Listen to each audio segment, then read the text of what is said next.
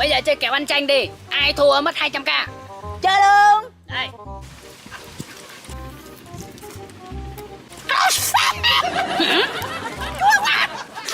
Kèo này dễ. Thôi để con đi mua tôm hùm ăn mừng mẹ ơi. Nè 200 của bà nè, cầm đi. Yếu mà ra gió. Chơi kèo 2 không? Ok, nhưng mà chơi 500k đâu bà ơi. Bây giờ chơi kèo ăn ớt đi. Nếu mà tôi thắng thì tôi được 500k. Ok, chơi luôn, không nói nhiều nữa, Quốc ơi.